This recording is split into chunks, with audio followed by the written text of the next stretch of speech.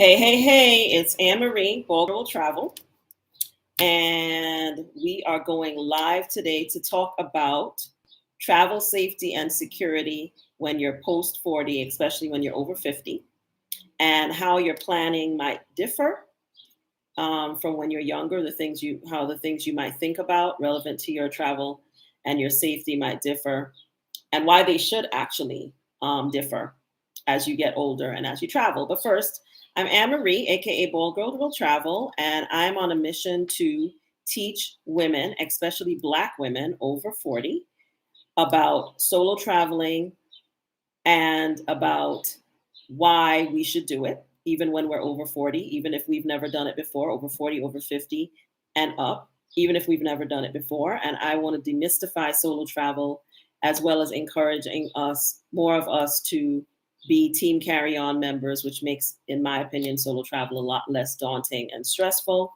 And how to be bougie on a budget, how to travel your way as a woman over 40, especially Black women over 40. I really want to see more of us traveling around the world and living our best life, rather than waiting for somebody else to go. Hi there. Hi, everybody. So I can't see who's on. So if you want to say hi so I can see you, that would be great. But that's what we're talking about today, because I was thinking about, I'm getting ready to take off on another trip next week. And if you're in my, hi, Tanny, if you're in my Facebook group, which if you're not a member of my Facebook group, there should be a link to it in the description. And I would encourage you to be a member of that group, because I usually announce my meetups, a lot of topics that I don't talk about on the channel, I talk about in the group. So hi, Danica. Hi, Stephanie.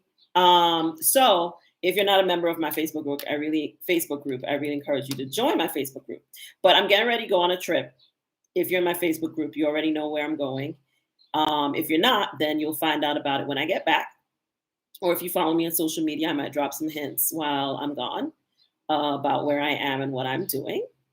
But I'm pretty excited about this trip because I'm going somewhere I've not been before.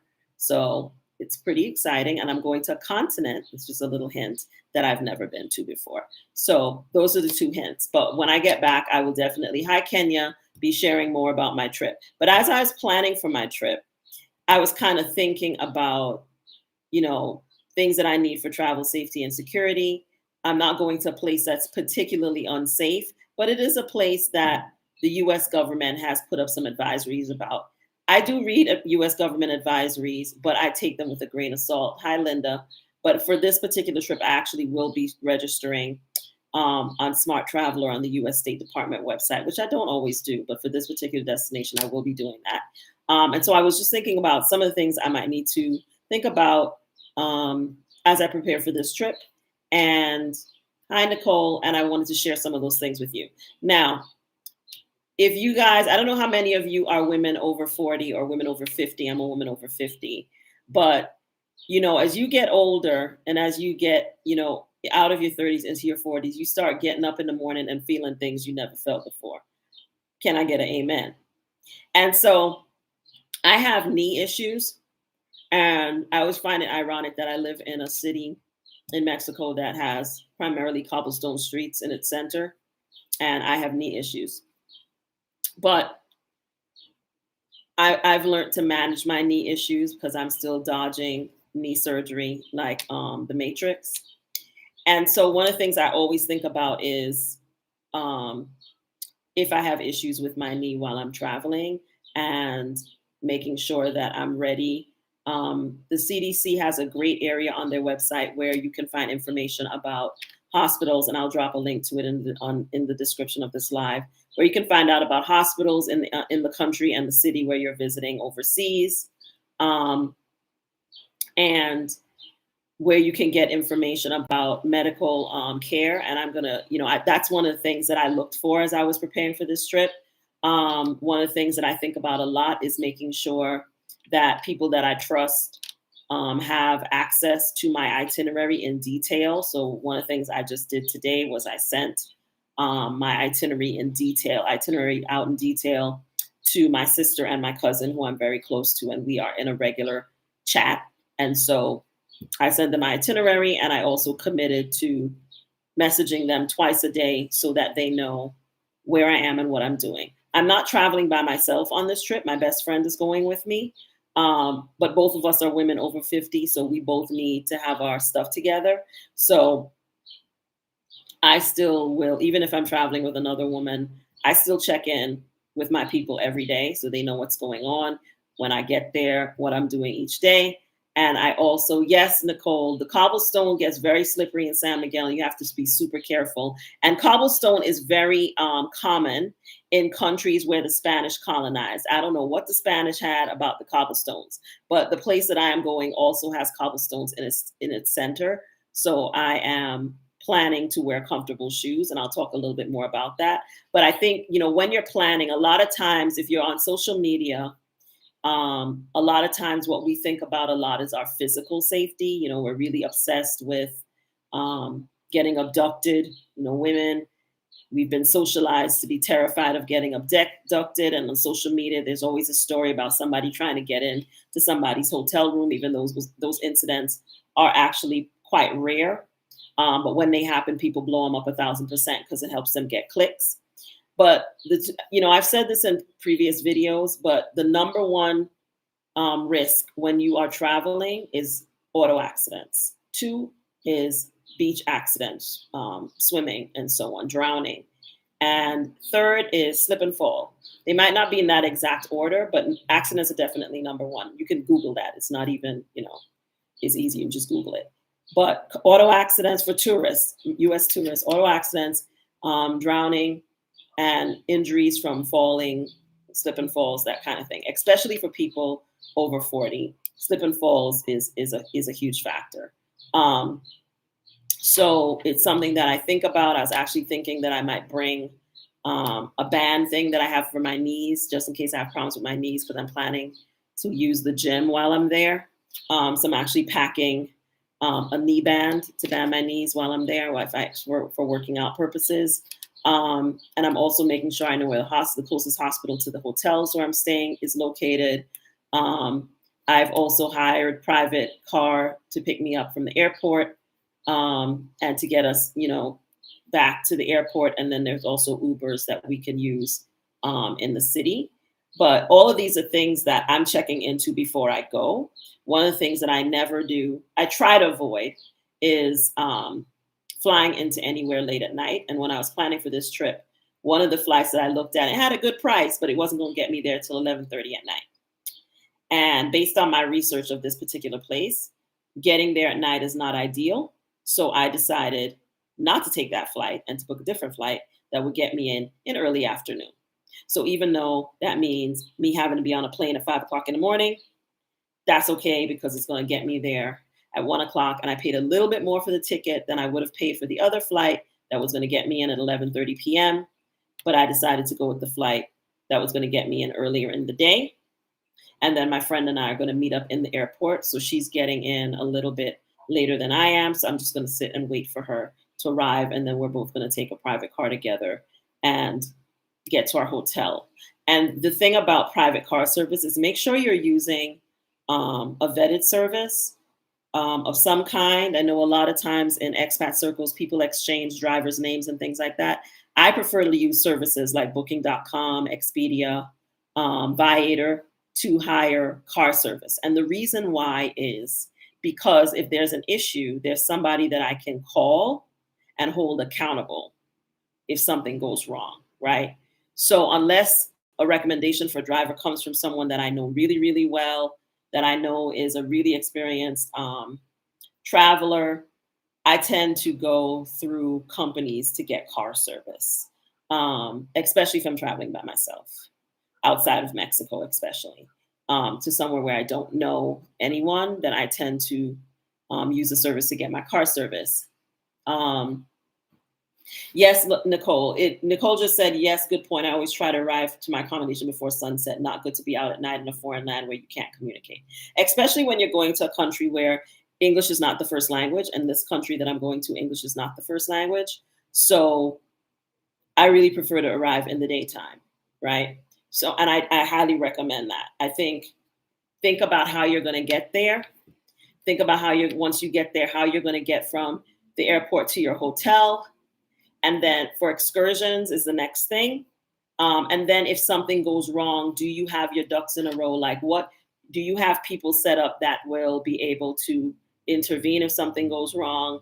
Do you have people who are in touch with you that will notice if you go off the grid? For example, my sister speaks Spanish fluently. And so she's my number one emergency contact, because I know if something goes wrong, she can come down to Mexico and communicate, right? Without any translator or anything like that, right? And so she and my cousin are in a group with me on WhatsApp and Signal, and we communicate. And when I'm traveling, we make a point of communicating multiple times a day, as well as them having my detailed itinerary, so that they know that if they don't hear from me, they know to send out the cavalry, right? The other thing is doing your homework about the police force in the country, about emergency, like do they have 911? How do you call for emergency, especially if you're staying in an Airbnb? I'm actually staying in hotels on this trip. I'm not doing any Airbnbs. I'm staying in hotels. And part of the reason why I'm doing that is because I want to be in a more controlled environment. Like I've said before, I don't think hotels are more secure, but hotels have concierge desks. They have security that monitors who comes in and out of the hotel. In the hotels I'm staying in, not all hotels, but I've picked 4 and 5 star hotels for this trip for that reason, because I was willing to pay a little bit more to make sure there's a 24-hour front desk, that there's a concierge service, that there's certain things available for me because of the destination, right? So I really, I'm not big on discouraging people from traveling. I've talked a lot about places I won't go, and those are my choices. But I never like to tell anybody not to go anywhere. There are only probably a handful of countries from a security standpoint that I would absolutely say not to go to right now, but as an American. But I always say, if you're going to places with certain challenges, do your homework, but don't let that cause you not to go if it's somewhere you really want to go. But do your homework and make sure you understand where you're going, and you put processes in place. Now, I wouldn't necessarily go to somewhere with a 4 and 5 level threat level from the US State Department, and I'm not going to somewhere with one of those threat levels. But beyond that, even though some countries may have a 2 or a 3, it doesn't mean that you shouldn't go, but it definitely means that you need to understand what the situation on the ground is before you go. And so you need to think about your personal security, but you also need to think about security from a health standpoint, and then just putting yourself in situations that have certain controls so that you feel comfortable. So I'm going to be doing multiple excursions on this trip, which I'm super excited about. But again, I'm doing all my excursions through a company. Yes, there are individuals that I could probably find on the ground when I get there, but I'm not doing that. I have made a conscious decision to hire individuals and companies, actually, through Viator, through TripAdvisor, through Get Your Guide, for my excursions, because again, I like being able to have somebody to call. Like, for example, when I was in Zanzibar earlier this year, there was a mix up with one of the tours I went on, the first tour I went on when I got there. And all I had to do was call Viator, got on with them on WhatsApp. They reached out to the company. They were like, if he doesn't show up in the next 30 minutes, we'll give you a refund, right? So, but the guy did show up. Even though they were kind of, all over the place in the beginning, I had a really good experience on the tour itself. But I was able to make a call, send a text message to Viator customer service right on WhatsApp. And they stayed on the person stayed on until everything got resolved to my satisfaction. And then they went away. Right. So I don't want to be somewhere and I just got one name of Leon, and then Leon don't show up and I ain't got nobody to call because all I had was Leon's number. So I like going through companies, and yes, I may pay a little bit more for that, but especially if I'm traveling by myself, I either do, my number one pick is Viator, and then I might do Airbnb Experience, but I feel that there's less accountability with Airbnb Experience. So I usually only use Airbnb Experience for things like photo shoots. And if it's depending on what the country is, I will even do that through Viator or TripAdvisor, one of those companies. So it's just one of the things for you to think about. Like, it's great to, get a good cheap ticket on a flight and get a cheap hotel package and go somewhere. But especially when you're at our age and you might have knee issues, you might have arthritis issues. The other thing to think about is pharmacies. Are you going to be able to refill your medication if your suitcase gets separated from you? For those of you who still check bags, y'all know I don't do that. Are you going to be able to get your medication in the country? One thing I have found actually is that a lot of times in Mexico and other places, it's sometimes easier to get certain medications and a lot cheaper than in the United States. But you want to do your homework before you get there, because you want to make sure that, especially if you have a prescription that you have to take, if it gets separated from you, I don't recommend that you put your your prescription medication in your check bag, by the way. You should put that in your carry-on bag, actually your personal bag. But just make sure you have it in the original packaging with the doctor's, thing around it, so that TSA and security in the countries don't give you any problems.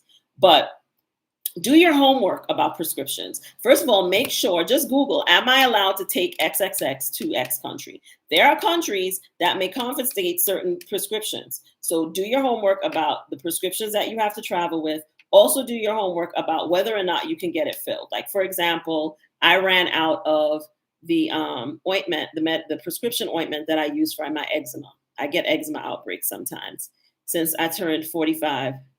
Never had it all the rest of my life. This perimenopause thing is a bitch. That's all I gotta say. She's a big ass bitch. But all these issues since this stuff started. But I ran out of my ointment, and I was having a really bad outbreak in Tanzania. And I think it was the humidity more than anything else that was really aggravating me. And I forgot to bring I bought some shea butter in Senegal and left it by accident and couldn't find shea butter at a reasonable price when I was in Kenya. I wanted the raw shea butter.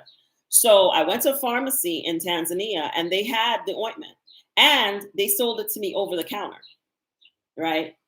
It was about a little bit less than what I would have paid in the US, but a little bit more than what I paid for it in Mexico. But I was able to get it, and I had my package with the prescription thing on it, and so I was able to go into a pharmacy right near the hotel, show it to the lady in there. Now, what they were trying to charge an arm and a leg for was the raw shea butter. Shea butter is pretty inexpensive in West Africa, but you go to East Africa apparently, and it was quite expensive in Dar es Salaam. But they had it, so I opted not to get it, and I ended up getting, like, I think Eucerin or something like that.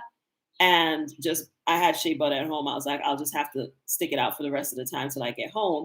But I was able to get like a cocoa butter or Eucerin or something like that instead. But do your homework about prescriptions that you need, about whether you're allowed to take it into the country, as well as whether you will be able to get it in the country. Do the same thing about vitamins, because there's some countries that are stricter about vitamins than others. I've heard that some of the Middle Eastern countries can be funny about what kind of vitamins you bring into the country. I wouldn't know, because I've really not been anywhere in the Middle East so far. But if that's somewhere, if you're planning to go to Dubai, or you're planning to go to Qatar or UAE or one of those places, just keep in mind that you need to, be thoughtful about any supplements and things like that you're taking. I don't think regular day-to-day ones are, but there are all kinds of supplements that some of us take. So those are things for you to also think about as you're planning. So don't just think about, I need to get a lock for my door. And I've done lots of videos about supplemental locks. I'm all for them. I have one that I really like a lot that I travel with the most now, and I've done videos on social media about it.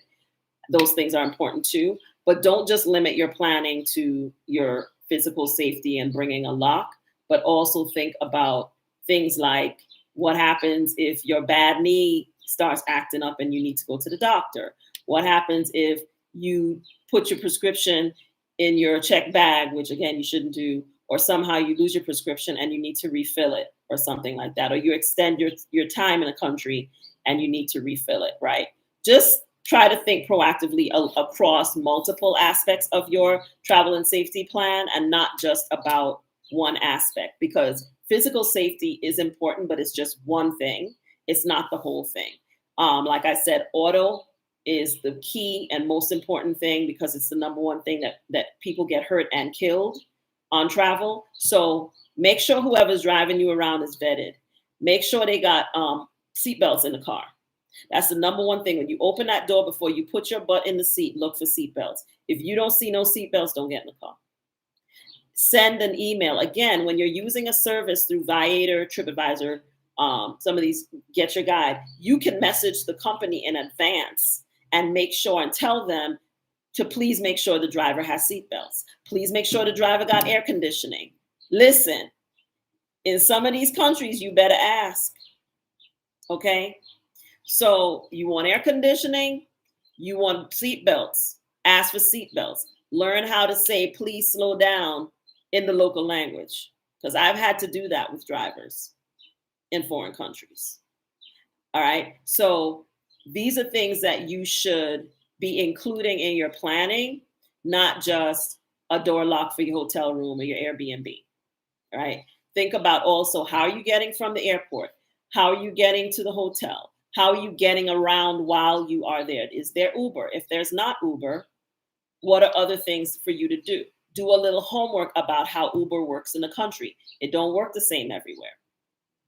Make sure, do you have to pay drivers in cash, or can you have it charged to your card? In many countries in Africa, for example, even though it's Uber, you pay the driver in cash. So you need to have enough cash in hand to be able to pay the driver after each of your Uber rides.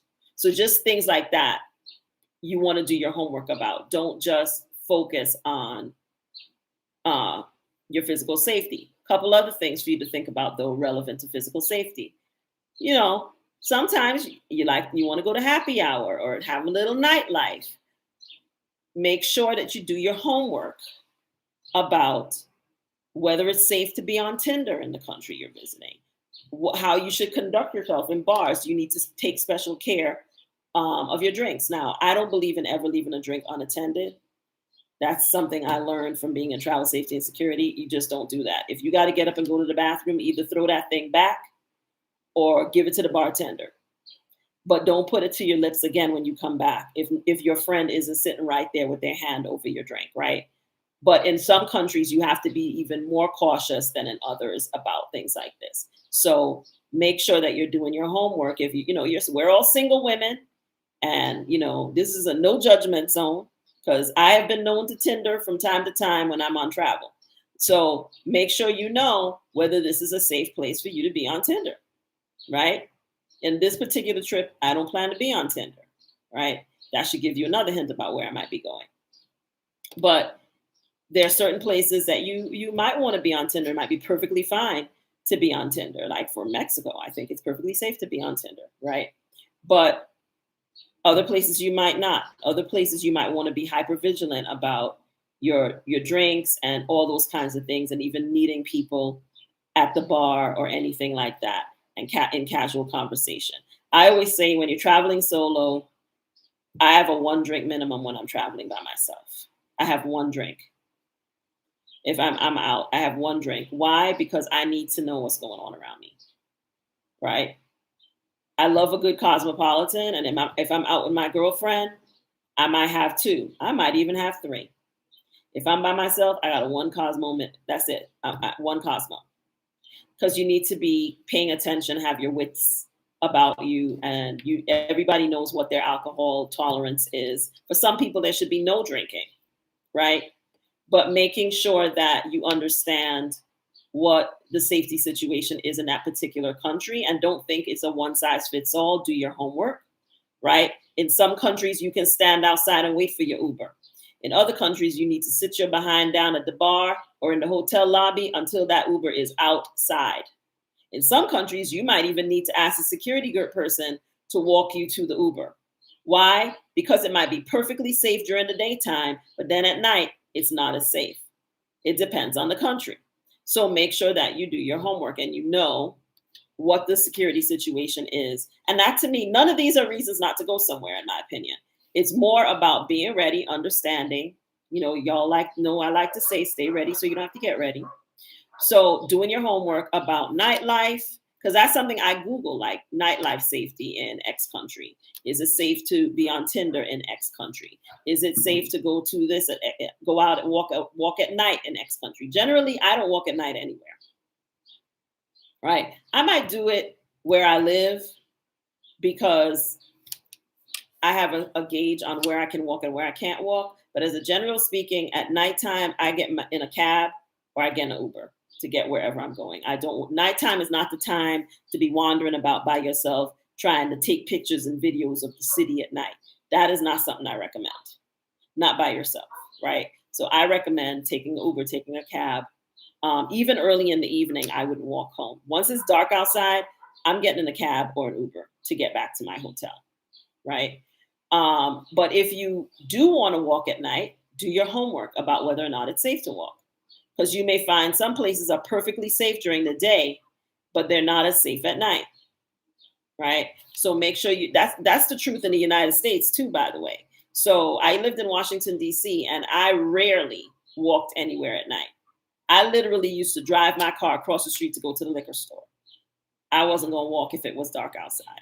Why? Because I could walk during the day. It was perfectly fine. But at night, it might be a different situation at the liquor store. So I would always drive, walk in there, get what I needed, get back in my car and drive right across the way. I could literally see my house from where the liquor store was, and I still would not walk there at night. So it's just understanding where you are and taking the necessary precautions. And the way to understand where you are is to do your homework, right?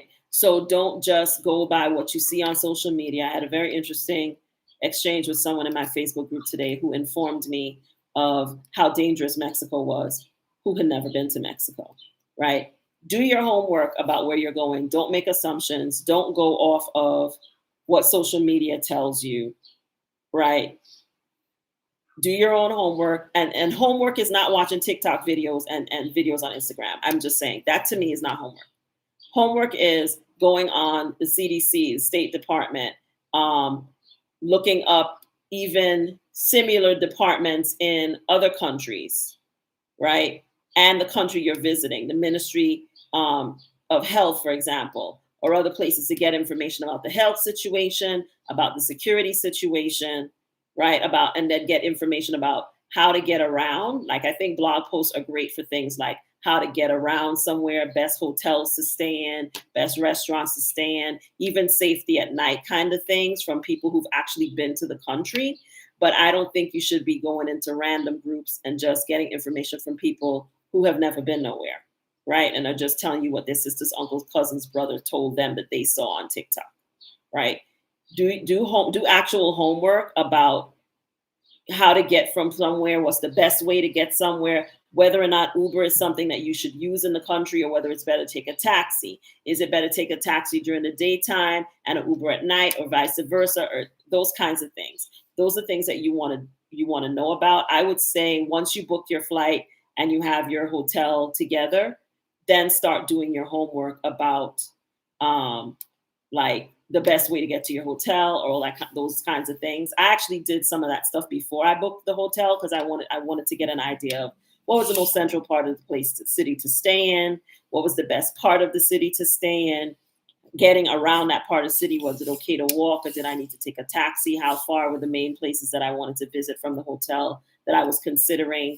I actually ended up switching hotels because I wanted to be closer to the center of the city of where I'm visiting. So I kind of did my homework in tandem with doing homeworks about where to stay and things like that, right? And I also went into groups and asked questions, but I still went online and did homework based on what people said. So somebody said, this hotel is great. I didn't just go book the hotel.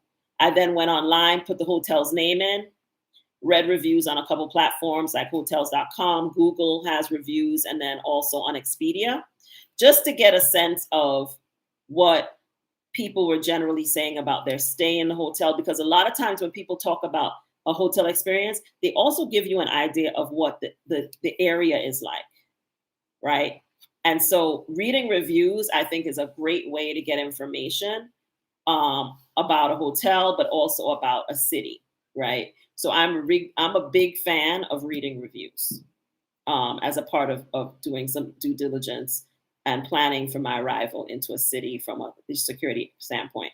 So I feel like I've shared most of well, pretty much what I wanted to talk about. I don't know if you guys have any questions, um, but I do think it's important for those of us who are over 40 to not just think about really all travelers, but especially those of us who are 40 who may have ailments, as my late mother used to call them, or particular health issues that we need to think about, to not just think about, is somebody going to break into my room in the middle of the night? Yes, you should think about that, but that's not the only thing you should think about.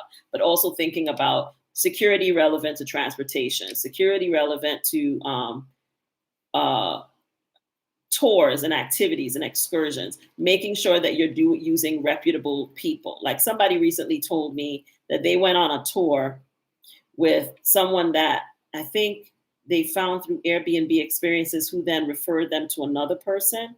And the other person that they were referred to left them stranded somewhere because the person hit on them and they weren't interested. Okay. Again, book your excursions through reputable companies, because at least you will have some recourse. Now you're sitting somewhere on a beach and your ride has left you because they're mad because you don't want to go out with them. These are things that can happen to you when you're on solo travel. The other thing is, be really careful about how much information you give people, right? I was just watching a video the other day of this girl. She was in Jamaica, in the Grill, one of my favorite places. I'm actually doing a meetup in Jamaica in the Grill because I love the Grill. It's probably my favorite place to be in Jamaica besides Portland. And she decided to take one of the cheap taxis. I can't remember what they call them in Jamaica, but in Trinidad and Tobago, they also have the taxis where everybody gets into the taxi together. I'm not a fan of that. So I usually get me a driver when I'm in Tobago. But I can't remember the name she used, but it's basically a car, but they just picked up people along the route, and it's pretty inexpensive. But then you end with strangers sitting up in a car just post-COVID, breathing the air of people you don't know. I'm not a fan of that. But anyway, she's in the car. She's, kikiing with this man.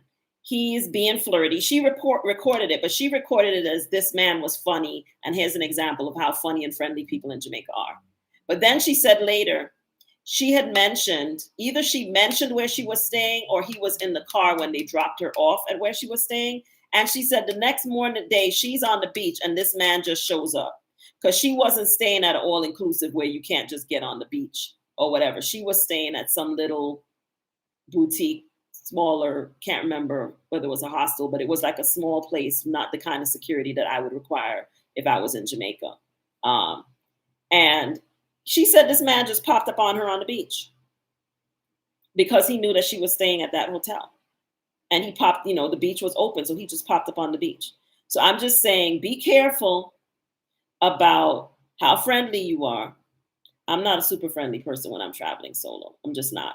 I usually meet people on excursions and trips, like when I'm on a trip, like excursions. And I've actually made friends with women that I've met as fellow solo travelers doing excursions, but I'm really wary of local people. Generally speaking, I'm not a person that has a lot of trust. I'm a lawyer. What can I say? I don't necessarily have a high degree of trust in humans, generally speaking. And I'm particularly wary of strangers because my mama taught me to be wary of strangers since I was a little kid. So I'll be friendly, but I'm reserved in my friendliness with people I don't know, especially in foreign countries.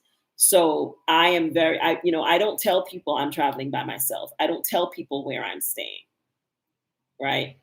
I like to, when people ask, I really like to take the approach of someone asks you a question, you smile and you ask them a question. And a lot of times they won't even notice that you didn't answer their question, because people like to talk about themselves. So unless they're, really after something, you can disarm someone by just simply asking them questions about themselves and keeping information that you share about yourself to a minimum, right? And at the end of the day, lying is always an option. You can always say your husband, your boyfriend, you're here with your family and they're, somewhere else, or you're waiting for them. But don't tell people that you're traveling alone, and don't tell people where you're staying, right? Because people will pop up on you. I wasn't even surprised when she said the man popped up, because I heard the foolishness he was talking in the car. And as someone with a Caribbean background, I didn't think, I wouldn't have been up there laughing with him. I'd have been looking at him like he was crazy, right? But she wasn't from the Caribbean. She was laughing, and she's a very pretty girl, and he's being flirty. I thought he was being a little inappropriate myself. And then he popped up on her the next day, right? So, and she didn't say what she did, but she just said, and she actually said, be careful, because that same guy from the video popped up the next day on the beach where I was staying, because I don't remember whether he saw her or she told him where she was staying, or he saw her get out at where she was staying, because they were all in this group vehicle together. So I'm not a big fan of any type of transportation that's with strangers, especially, COVID is still going around. People act like it's gone, but it's not. I like to get, I'll pay for a car to take me somewhere. I'll take Uber, I'll take a taxi, a single person taxi, or if I'm with a friend, we'll split a taxi or transportation, but I don't do those group. We call them maxi taxis in Tobago. I don't do those group taxi things. I just don't feel comfortable being in a car with 4 or 5 people. I don't know. I just am not comfortable with that. But that's just an aside. I mean, I understand sometimes when people are traveling on an extreme budget, then so these are some of the things, and this girl these are some of the things that they might do.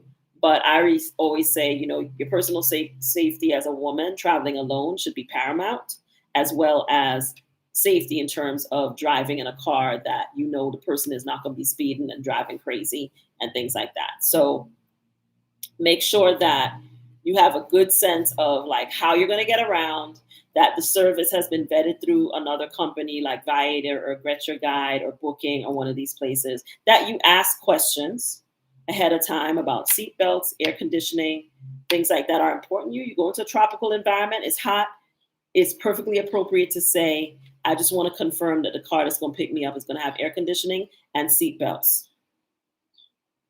Okay?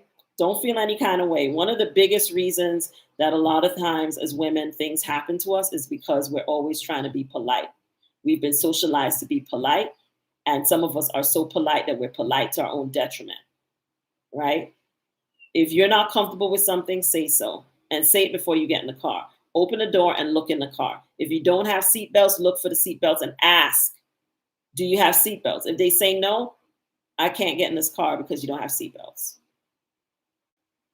It's perfectly fine to say that, right?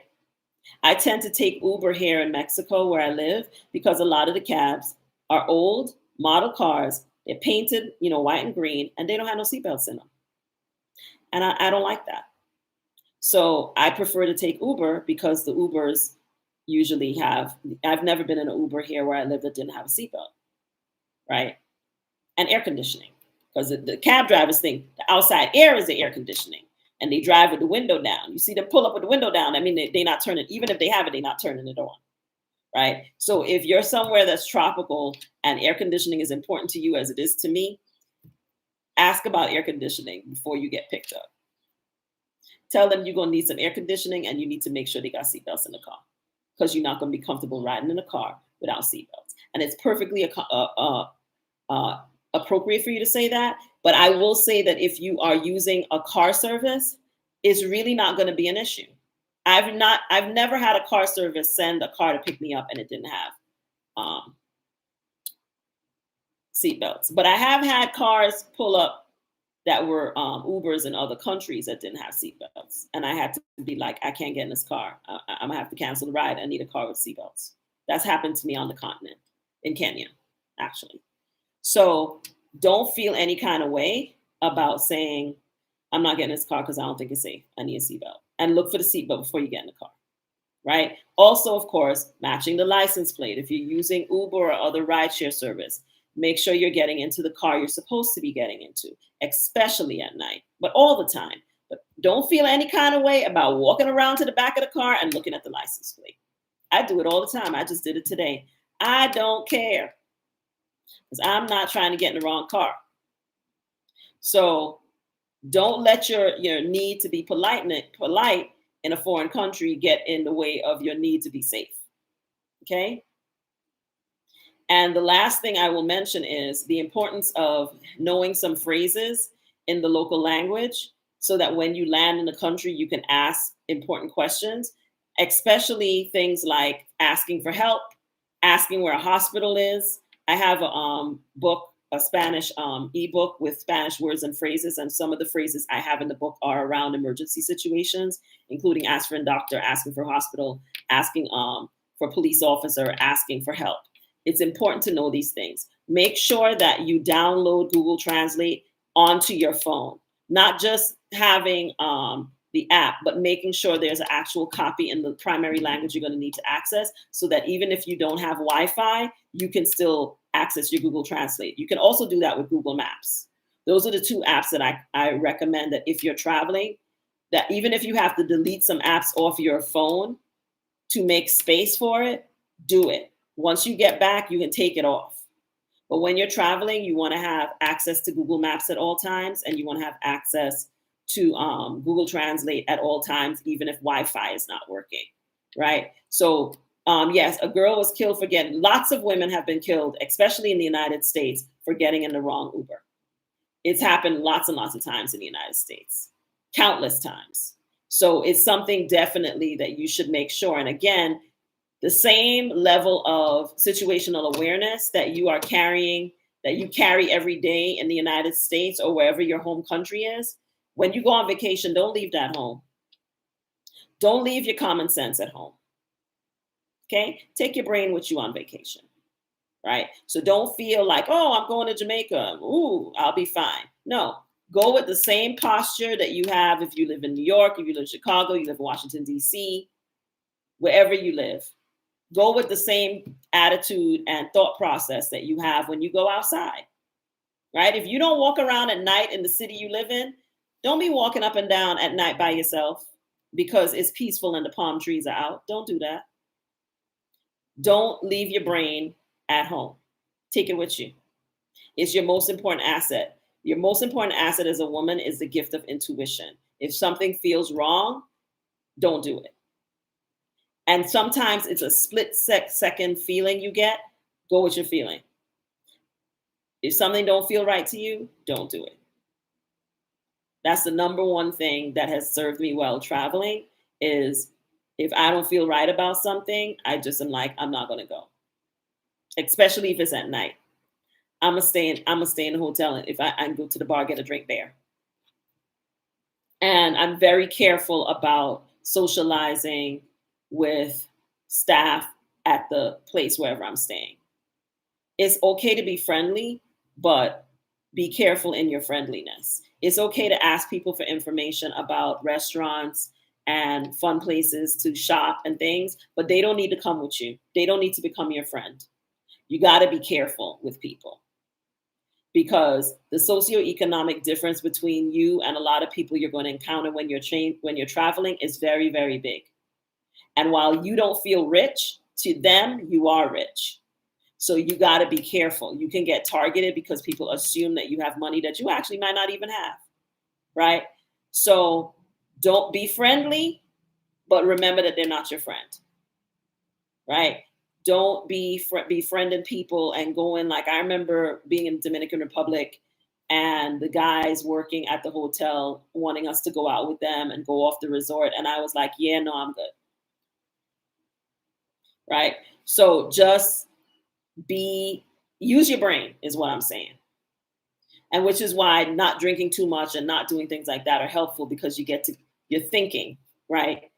So you can have fun, but take your brain with you, right? And so, take the same posture that you do at home with you. You can have fun and still act like you have some sense, right? So when you're traveling, yes, you want to loosen up, but don't loosen up so much that you forget to act like you have some sense and to protect yourself, right?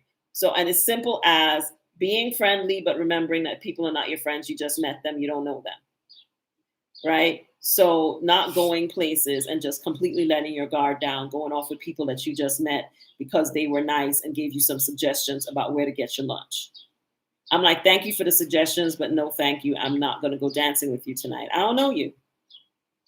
I don't know you. Right. So I'm very, my friend that's traveling with me laughs all the time because she always tells me I'm mean, but I'm really reserved with people I don't know. Anytime she comes to visit me here in Mexico, she meets and makes more friends in San Miguel than I do because she's very friendly and I'm the one that's sitting in the cut giving everybody the side eye because I don't trust people like that. So, I'm very like, oh, let's go out and meet this person because they said such and such. And I'm kind of like, we can go, but I don't want them to pick us up. We can go, but you could tell them we'll meet them there. Right. I don't want anybody picking me up because they don't need to know where I live. Right. So just exercise common sense. Right. And remember, just because you're on vacation doesn't mean that you don't need to take the same kind of precautions that you would when you're at home. Make sure that you have a plan for your travel, that you've thought through your health security options, especially if you have like bad knees or arthritis or eczema or other issues that you might have to deal with while you're traveling. Make sure that you have a plan for how you're going to get from the airport to where you're staying, as well as back from the airport, that you have a plan for how you're going to get to any excursions and tours. I recommend booking through companies rather than hiring individuals or friends of individuals in the hotel, because people in the hotel always got a cousin and whatever. I'm not hiring your cousin to take me anywhere. Just be careful in those ways and have plans, and make sure that there's someone back home who has access to all your comings and goings. I like TripIt because I can put all my travel information in that app and then I can share it with people right out of the app. And I can also share parts of my itinerary and not other parts. TripIt is great.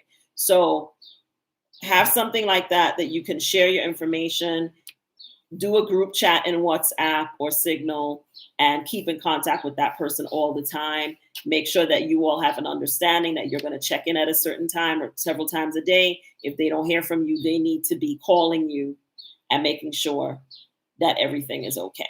So I hope this was helpful. If you have any questions, you can ask me. If you don't, I'm going to end the stream, but I'm going to make sure that I put the link to the CDC website where you can get information about medical care in multiple countries, as well as I will put a link to the Smart Traveler website where you can register with the State Department.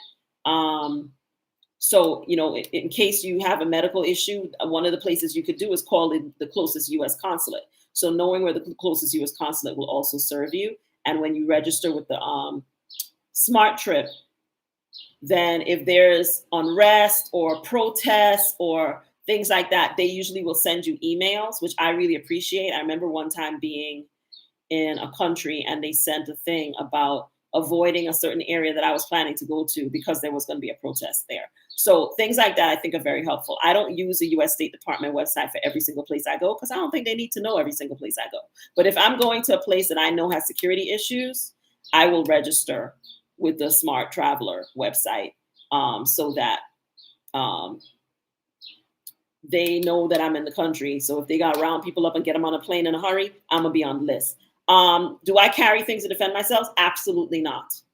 I do not, because I don't know the laws in the country, and I'm not trying to get locked up for having mace or whatever in my personal handbag or my suitcase. I do not do that. I think common sense goes a long way.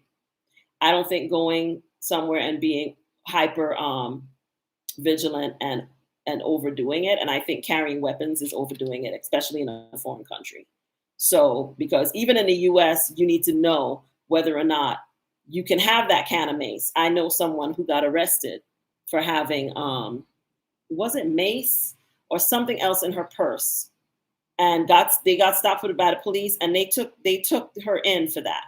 So you need to know whether you're allowed to have the nunchucks, the mace, what was it that she had? It wasn't mace. It was something else. And they arrested her. We were thankfully able to get everything dropped and expunged from her record because she was a minor, but they arrested her. So be very careful about taking any kind of thing that could be viewed as a weapon without doing very careful homework about whether or not you're able and allowed to do it. So pepper spray, that's what she had. And they arrested her for having pepper spray. She had pepper spray. Don't take pepper spray to nobody's country without making sure you're allowed to have it. I don't recommend it. I don't do any of that. And I've been to over 40 countries. Carry your brain with you. That's my best advice. Plan and take your brain with you on travel. And listen to your inner voice. Listen to your intuition. Right? And if you're not drunk, you can hear it. Right? So I don't recommend taking pepper spray, mace, nunchucks, keys that turn into knives, none of that stuff into anybody's country unless you have done your careful homework. And I don't mean just internet homework. I would be talking about calling their consulate and somebody and asking. Don't take them things into somebody's country, because if they catch you in the airport, that might be as far as you get. Right? Also, you get stopped by TSA and ruin your whole vacation. Right? So I don't recommend it. I definitely don't recommend doing that. But I do recommend having plans and going through the processes that I've mentioned in this live so that you've given these things some thought. Right? If you don't know how to swim, stay in the kiddie part of the ocean. That's me. I don't go out further than my waistline because I am 5 foot tall and a big wave could take me.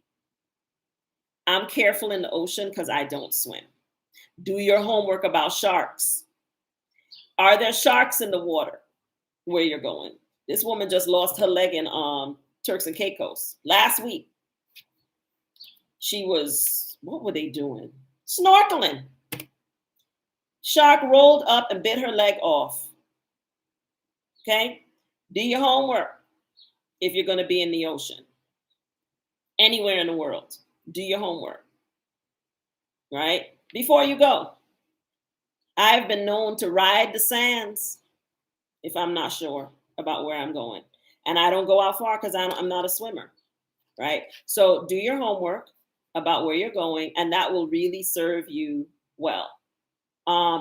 Someone said American card doesn't work everywhere. Yes, American Express does not work in a lot of places in the world. So if you're an American Express card holder, make sure you have a Visa card as backup. Like I have several meetups that I'm doing in 2024. If you guys have been following me, you know, I've put together a series of trips curated for Black women over 40. Other Black women younger than 40 are welcome, but I put this together with Black women over 40 in mind. And one of the things I literally just had to remind people of, because one of the hotels mentioned it, was to make sure that they had a Visa card for checking in for any incidentals that are charged to their room, because incidentals aren't covered in their package. So because the hotel doesn't accept American Express, and a lot of hotels don't accept American Express. So make sure that you know, if you need your American Express for the lounge access and other things like that, as I do, you might want to carry it with you, but make sure you have a Visa card as well, so that you can check into your hotel and charge at restaurants and other things like that. And then a lot of countries, they just prefer cash over credit cards, right?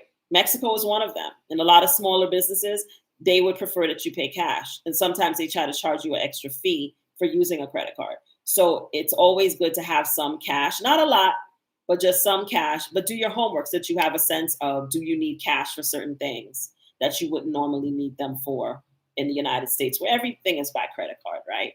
But other countries are very much still cash and carry type countries. So make sure that you understand where you can use your American Express card, where you can't. A lot of hotels accept them, but some hotels don't accept them. So make sure you know about that as well when you're traveling. If you're interested in my meetups, I'm doing Zanzibar, Jamaica, the Real Jamaica, Turkey, Istanbul and Cappadocia, and Tobago. And I'm working on Tuscany and Sicily as we speak. So those are the places that I'll be doing meetups in 2024. So these are primarily for solo travelers, but also we'll have a couple of double occupancies. Usually I'm reserving maybe one room or two for each trip, not a lot, because I'm actually trying to encourage us to travel by ourselves. The idea is for you to buy a plane ticket, but then meet up somewhere with me and other people like me, so you don't feel lonely or like you don't have anybody that you don't know when you get there. But I want you to travel, ladies, and I want you to travel by yourself. It's freeing. Stop waiting for other people to come and get on a plane.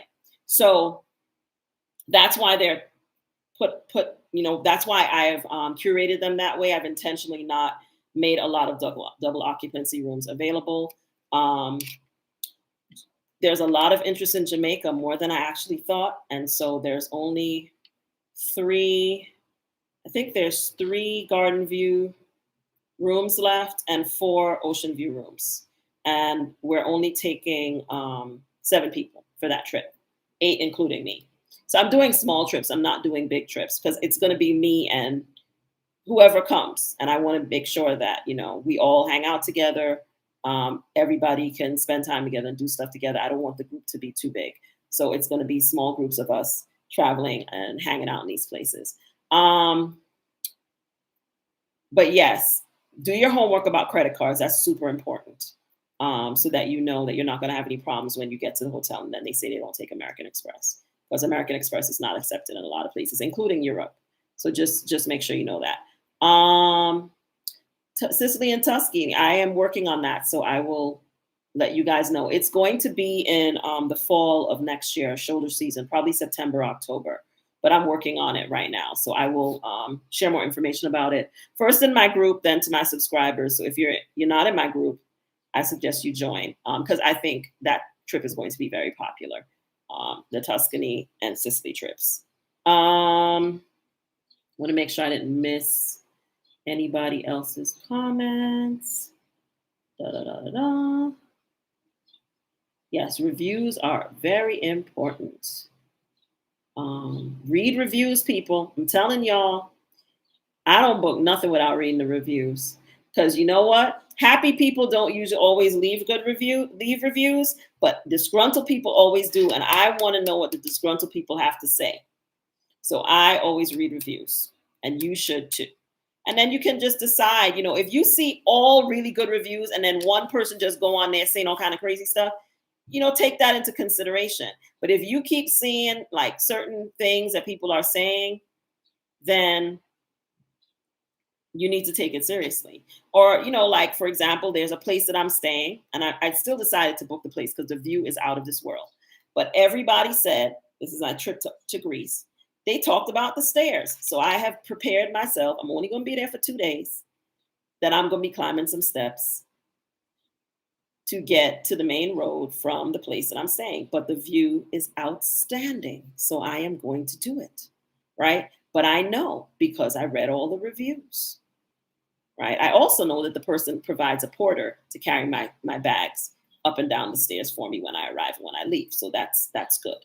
But they're not going to be carrying me up and down the stairs for me to go to dinner. So I'm still going to have to fight up with those steps. This is when I'm going to Greece. I think it's my Santorini stop.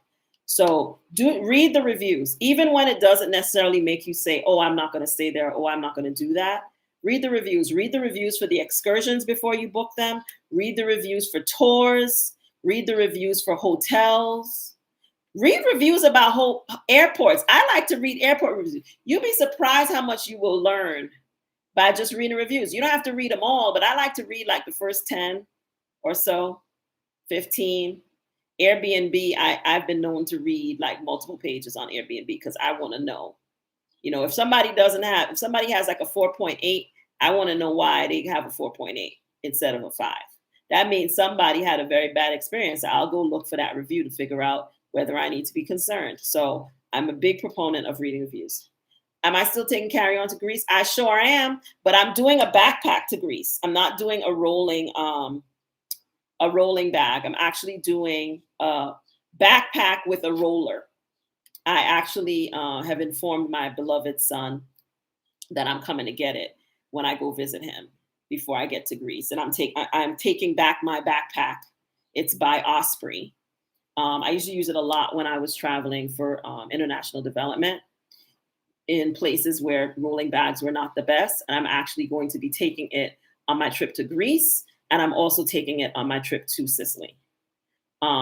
Greece, particularly because of all the stairs and the weird streets, is just not, it doesn't sound like an ideal place for a rolling suitcase. So in some places, I may need to put it on my back. So that's what I'm going to do. And this bag has a mini backpack that attaches to the front of it, as well as a larger, it's a backpack style bag, but it has wheels. So I can roll it, or I can pull the straps out, and it has a strap that goes over my shoulder. I'll probably do a little video. Don't think the bag itself is still available, but it is still, they have a similar one now that of course is more expensive. That's similar, but it also has a waist belt that goes around to kind of support your back, which is why I like it. I used it when I was in Cinque Terre, which is one of the places in Italy that I did not enjoy because of all the stairs, but it was very handy in Cinque Terre because when we were leaving, I put it on my back to go down the stairs because it was like 50 something steps we had to go up and down. The view was outstanding though. It was outstanding. But those steps, we did it once a day. It was me and a good friend of mine. We resolved when we go out, we are going to stay out. And when we come back in, we're not going back out. Because we didn't want to have to deal with those stairs but once a day. But even with that, I didn't enjoy it because the stairs was just a lot to be doing. And I was there for like a week. After like the third day, I was over it and I left and went to Tuscany. And left my friend there and went to Tuscany and came back like 2 days before we were going to leave. I came back because them steps was not a game. But yeah, I'm doing a rolling backpack this time instead of my Samsonite, which I love very much. I'm not doing my Samsonite. I'm doing a rolling backpack and my pillow, my cozy pillow. And it is a carry-on size rolling backpack. So I still will be doing a carry-on, but not the suitcase type. England solo. England's a great place. Where did you go in England? Did you go to London or did you go outside of London? I would like to go back to England and go into the countryside because I've only been to London. I've not been anywhere. I've been to London like three times, but I've never been outside of London. And I really want to go to Bath, and I would like to go to a couple other places outside of London. Because I feel like I would like to get a better sense of the country outside of London. I think that's it, you guys. Thank you for hanging in with me for the hour. We're a little over an hour. So I am going to sign off now. I hope this chat was helpful. I hope you learned some things. I hope I gave you some things to think about as you travel, you plan your travels. I hope you guys are all planning trips for this summer. Hope everybody's going somewhere. If you are planning trips, I feel like if you're traveling, y'all should be planning your trips for 2024 at this point. 2023 should be in the bag, and now y'all should be planning 2024. Now, there's still some good deals I've seen to be had in the fall. Like I just saw a really great ticket to New Zealand. I think I posted it in my group from LA. So there's still some really good deals if you're traveling in the fall into the beginning part of next year. So you guys should be planning your 2024 travel. I'm basically saying, especially if you're going to Europe, now is not the time to book. You're going to pay through the nose. So I hope you guys are all going somewhere fun for the summer. Summer season is officially underway. And that you're also planning your trips for shoulder season and so on. And of course, as I said, if you're looking to travel next year, you can also book one of the meetups. They're on my website, BaldGirlWillTravel.com, under Travel with Me, and then click Meet Up with Me, and they're all there. And if you follow me on social media, there's information about them on there as well. Thanks for tuning in. I will see you guys in 2 weeks because I will be traveling, so I won't be doing a live next week or the week after that. But I will be doing a live when I get back about where I went and what I did. So I'll see you guys in my next live in 2 weeks. Thanks for following me. Thanks for your support. I really appreciate you guys being here and for your following me and being interested in what I have to say and what I do. Thank you guys very much for the safe travels. I always appreciate that. Prayers, prayers, prayers, and safe travel. So I'll see you guys in 2 weeks, God willing. Have a good night or good rest of the day wherever you are. Bye.